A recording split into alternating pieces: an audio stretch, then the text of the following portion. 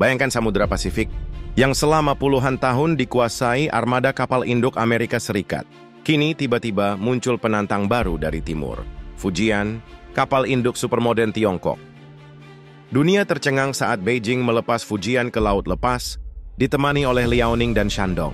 Armada ganda plus satu kapal baru, sebuah sinyal bahwa Pasifik tidak lagi milik eksklusif US. Pertanyaannya sederhana tapi mengguncang. Apakah dominasi Amerika di Pasifik sudah berakhir? Atau justru ini awal konfrontasi besar yang belum pernah terjadi sejak Perang Dunia II?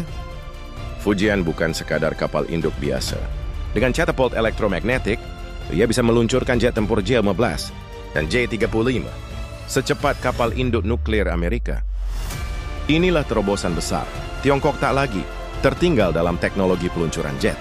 Mereka kini setara, bahkan di beberapa aspek dianggap lebih efisien daripada AS. Fujian adalah bukti nyata ambisi Xi Jinping untuk menjadikan PLA Navy sebagai armada biru kelas dunia, siap beroperasi jauh dari pantai Cina. Jangan lupakan Liaoning, kapal induk pertama yang dibeli dari Ukraina lalu dimodifikasi besar-besaran.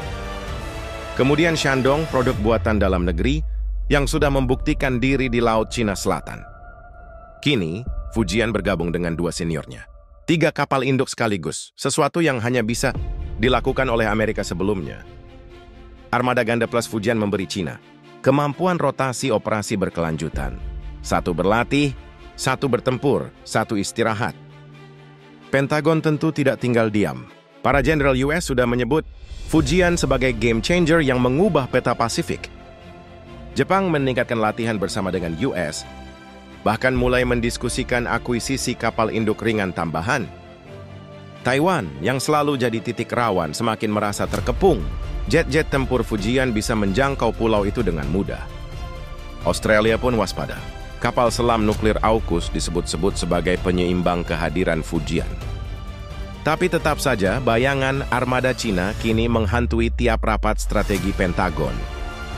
Tujuan Cina jelas, mengunci Pasifik Barat agar US kesulitan bergerak bebas di Laut Cina Selatan dan Timur. Fujian bisa menjadi kapal komando dalam operasi besar, mulai dari patroli Natuna hingga ke jalur pelayaran Selat Malaka.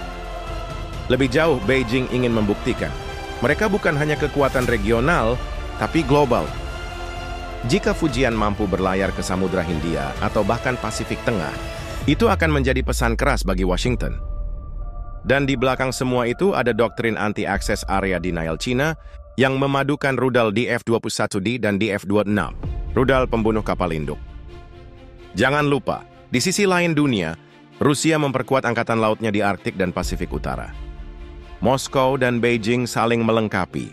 Rusia dengan kapal selam nuklir Yasen M, Cina dengan Fujian dan armadanya. Gabungan keduanya bisa menciptakan tekanan simultan bagi US di Atlantik, Arktik, dan Pasifik. Itulah sebabnya Washington semakin panik. Mereka menghadapi 2 front sekaligus. Dunia multipolar bukan lagi teori. Ia sedang lahir di lautan Pasifik. Negara-negara ASEAN mulai berhitung. Lebih aman merapat ke US atau menjaga hubungan dengan Beijing? India pun mempercepat pembangunan kapal induk. Vikrant generasi berikutnya karena khawatir keseimbangan Indo-Pasifik goyah. Eropa, meski jauh, tetap terpengaruh. Dan jika US tersibukkan di Pasifik, siapa yang menjaga NATO di Eropa? Pasifik kini bukan hanya medan laut, tapi panggung perebutan dominasi global antara Barat dan Timur. Dan kita sebagai penonton harus bertanya, apakah ini langkah menuju perang besar, atau justru jaminan damai melalui keseimbangan kekuatan?